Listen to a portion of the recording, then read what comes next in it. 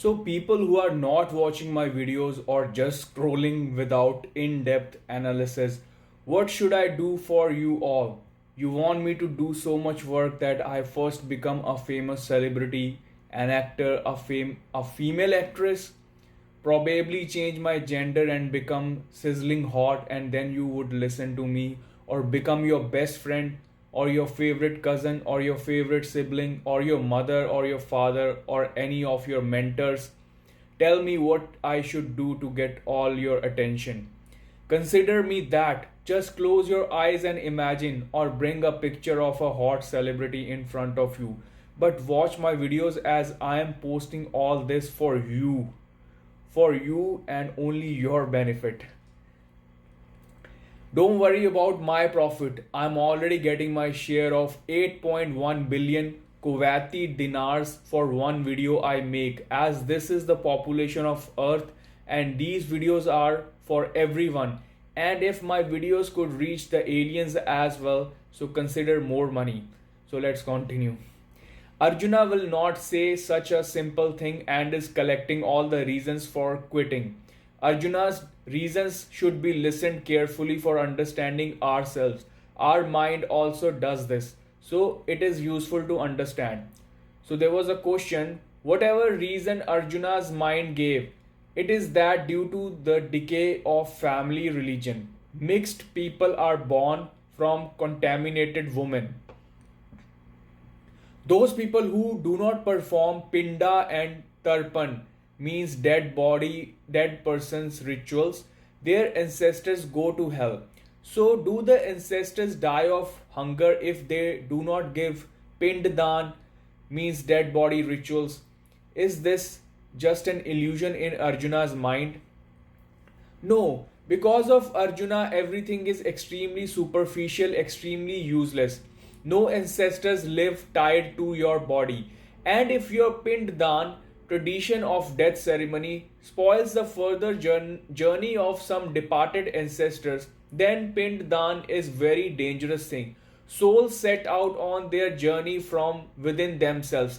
What you did or didn't do behind them has nothing to do with their journey. But there is a network of priests in the world, and the web of priests tightens a person from birth till death, even after death, and man cannot be exploited without making him afraid. Fear is the basis of exploitation. So the son can be exploited by showing fear for the dead father. Arjuna is talking about all that. He must have heard that. All of them must have been in the air around him. It was there then, not surprisingly, it is there now. Arjuna must have heard it 5,000 years ago. No surprise, it is heard even now. Whatever Arjuna is saying, he is saying whatever he might have heard in the air, whatever the priest might have been explaining around him. It doesn't make any sense to him. He is parading all those arguments together in front of Krishna to prove that he is running away. That running away is the right thing to do. That's why he is bringing all these arguments. But none of these are true, nor does any crossbreed cause any deformity. I had a thought that day, still there. If you ask Karpatri and Shankaracharya, this is the opinion. Some people's thoughts do not change. Let everything change in the world. Some people hold on to the thought in such a way that the whole life goes out from under the thought, but the dead people remain holding on to the thought. Crossbreeding, which Arjuna is called Varna Shankar, is the best breeding. Crossbreeding has the potential to be better. In seed, you are using it completely. At the time, you don't even realize that you are going against Arjuna. You are using that in animals. It is not used by men right now. That is why today man's breeding is backward compared to animals. But this is a kind of thing that never used to happen before. Everyone was perfect at their place. Not perfect, but still better. Today we cannot create as good as a man as we can create in dogs. Man's system of procreation is still completely unscientific. It must have been there during Arjuna's time. It is there even today. Even today, we are not thinking about creating a better human being, healthier in mind and body, who has a longer lifespan and is more talented. We care about the seeds. The seeds are becoming better and better of fruits, of flowers, of wheat. In animals, we are concerned about producing the best animals. The man is still not worried.